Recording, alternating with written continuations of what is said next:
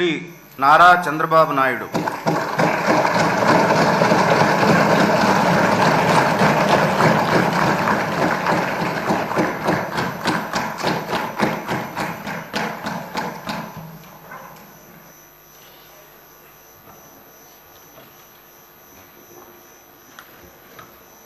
నారా చంద్రబాబు నాయుడు అనే నేను శాసనసభ సభ్యునిగా ఎన్నిక అయినందున శాసనం ద్వారా నిర్మితమైన భారత రాజ్యాంగం పట్ల నిజమైన విశ్వాసం, విధేయత చూపుతానని, భారతదేశ సార్వభౌమాధికారాన్ని, సమగ్రతను కాపాడుతానని, నేను స్వీకరించబోయే కర్తవ్యాన్ని శ్రద్ధాశక్తులతో నిర్వహిస్తానని దైవ సాక్షిగా ప్రమాణం చేస్తున్నాను.